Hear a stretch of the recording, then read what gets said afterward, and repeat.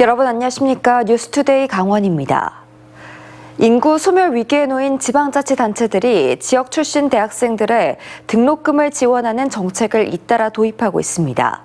학부모들의 경제적 부담을 덜어주고 인구 감소도 막아보겠다는 취지인데 선심성 정책이라는 비판도 있는 만큼 사회적 논의가 필요하다는 주장도 나옵니다.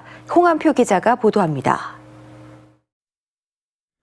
동해시가 지난해부터 지역 내 모든 고교 졸업생에게 1인당 60만 원의 장학금을 지급하고 있습니다. 고등학교 졸업자뿐 아니라 검정고시로 고교 과정을 마친 학생까지 수여 대상입니다.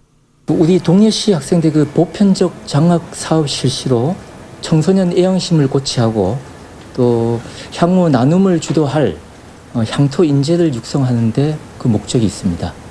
전국 지방자치단체들이 지역 출신 대학생에게 등록금을 지원하는 방안을 잇따라 도입하고 있습니다. 학부모들의 경제적 부담을 덜어주면서 인구 감소도 막아보겠다는 겁니다. 아이의 무상 등록금에 준할 정도로 지원하는 자치단체도 있습니다. 화천군이 2019년부터, 평창군은 2022년, 양구군은 2023년 지역 출신 대학생의 등록금 전액을 지원하고 있습니다. 인제군도 대학생 등록금 전원 지원 방안을 일부 도입하기 시작했고, 정성군은 대학에 진학하는 지역 내 고교생 전원에게 입학 장학금을 지급하고 있습니다. 올해는 160명 정도의 지급 규모는 5억 원 가량입니다. 지역의 인구가 감소하다 보니까 인구 감소를 좀 줄여보자 하는 측면이 있었고요. 두 번째로는 학부모님들의 교육비 부담을 좀 절감시키기 위한 부분이 있었고, 교육부가 공시한 지난해 연간 평균 대학 등록금이 680만 원에 달해 부담인 만큼 지자체들은 학부모들의 교육비 부담을 줄여 인구 감소를 막고 균등한 교육 기회 제공으로 지역 인재 양성이 목표라고 설명합니다. 전문가들은 자칫 단체장 선심 정책으로 오해받을 수 있는 만큼 국가 차원의 논의가 시작돼야 한다고 조언합니다. 어떤 지역이냐, 어떤 연령이냐에 따라서 지원 혜택이 달라서 안 된다는 생각이 있기 때문에 이러한 대학의 이러한 등록금 지원에 대한 부분은 국가 차원에서 좀 논의돼서 일률적으로.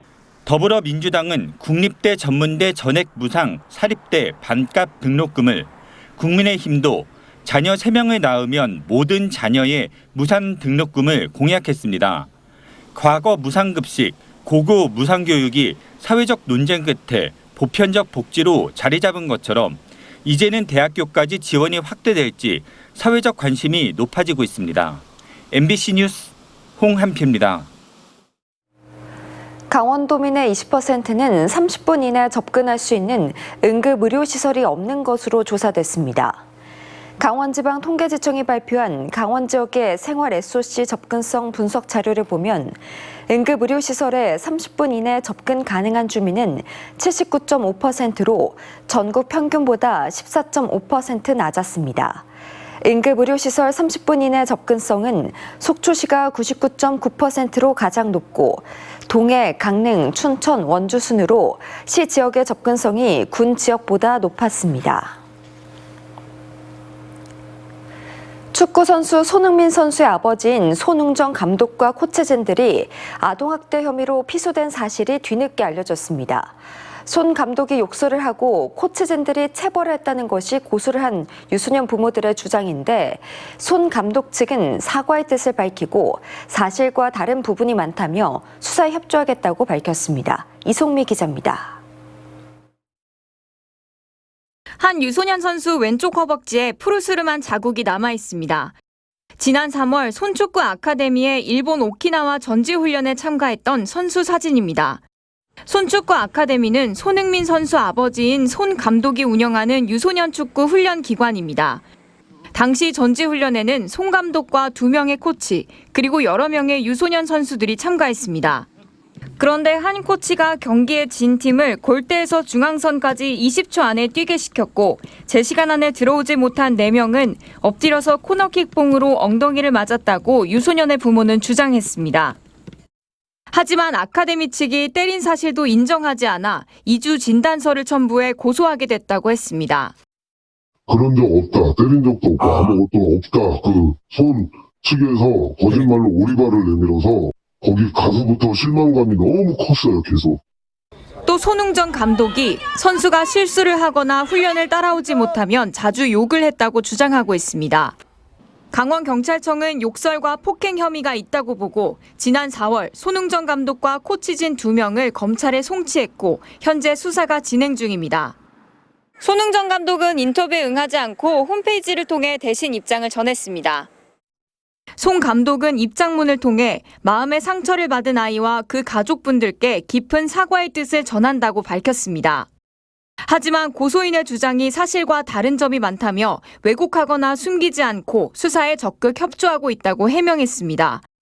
또 고소인 측이 수억 원의 합의금을 요구했지만 수용할 수 없어 합의에 이르지 못했다며 아이들에 대한 사랑이 전제되지 않은 언행과 행동은 결코 없었다고 덧붙였습니다.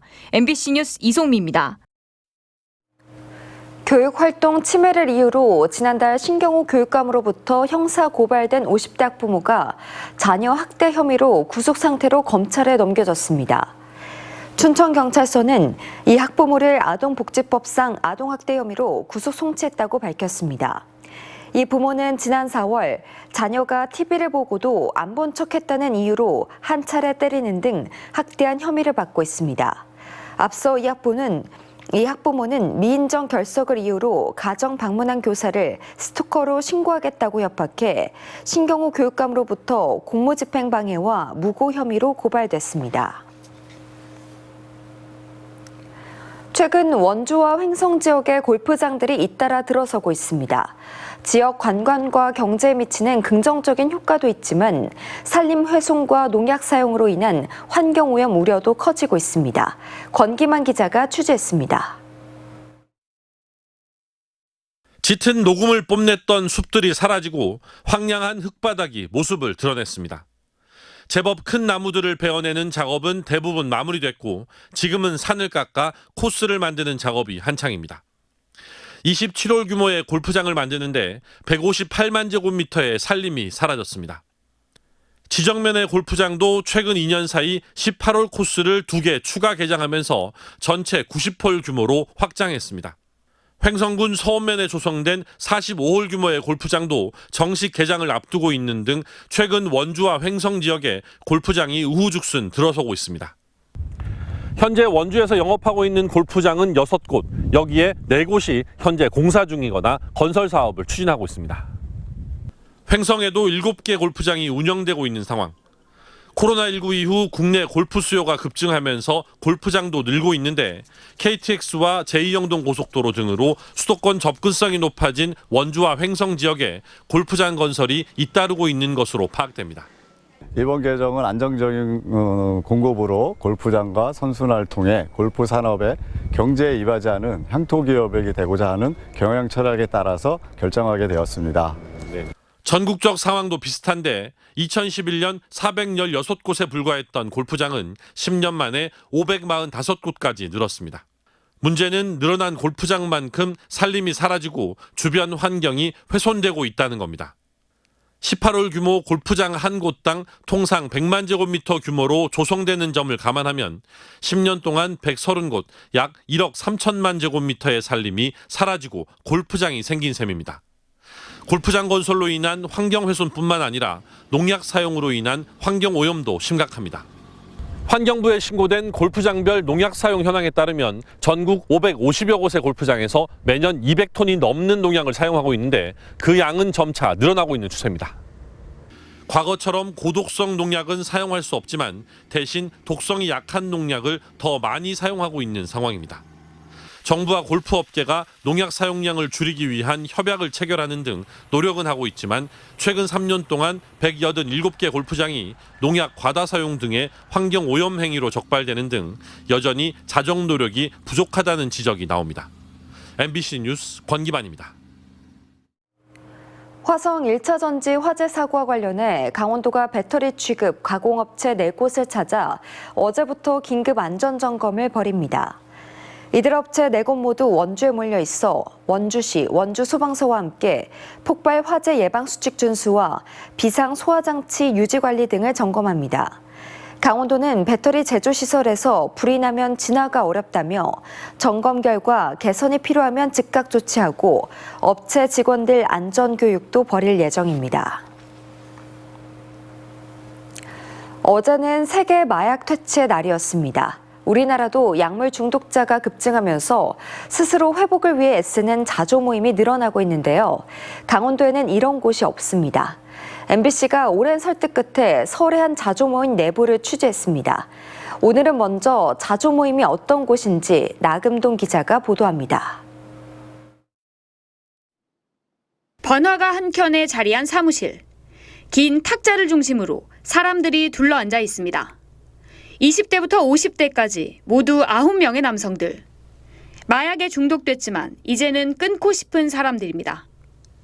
1년 반 전 마약을 끊는 단약을 목표로 자발적으로 만든 자조 모임이 꾸려졌습니다.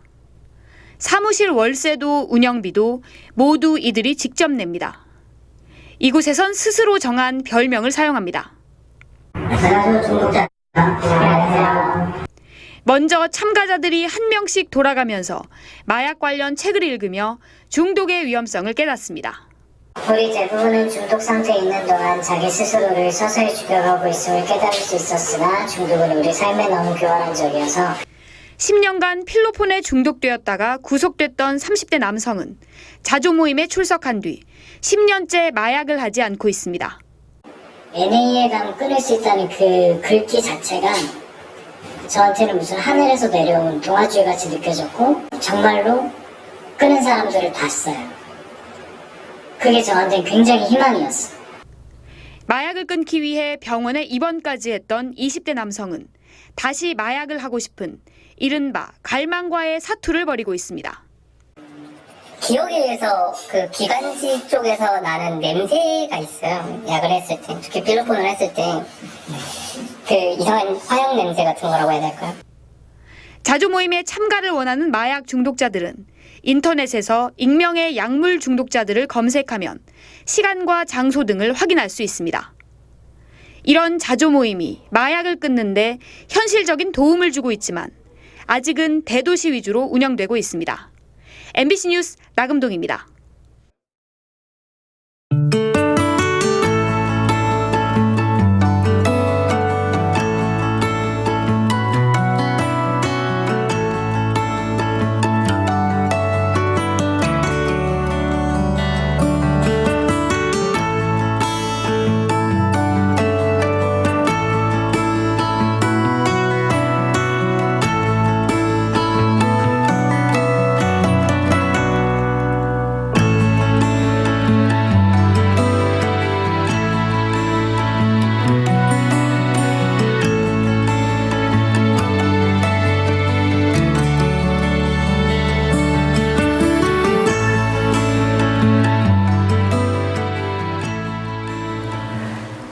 강원도 동해안 해수욕장의 수질이 피서를 즐기기에 모두 적합한 것으로 확인됐습니다. 강원도가 해수욕장 21곳에 환경 안전성 평가를 한 결과 모든 해수욕장에서 대장균과 장구균이 기준치 이하로 나왔고 백사장 모래에서도 카드뮴과 비소 등 유해 중금속이 검출되지 않았습니다. 현재 고성 아야진 해수욕장이 피서객들을 맡고 있고 나머지 해수욕장들도 이번 주부터 차례로 개장합니다. 강원도 소방본부가 다음 달 1일부터 2달 동안 여름 휴가철 화재 안전 대책을 추진합니다. 도내 공장과 창고 등 14,000여 곳 중 임의 대상을 선정해 소방시설 유지 관리 상태와 비상구 폐쇄, 통로 장애물 적치 여부를 점검하고 위법 사항이 발견되면 즉시 조치할 예정입니다. 또 관광 숙박시설 85곳을 대상으로 안전사고 예방을 위한 현장 지도를 실시할 방침입니다. 춘천시 의회 후반기 의장단이 모두 국민의힘 소속 의원들로 구성되자 더불어민주당 의원들이 반발하고 있습니다.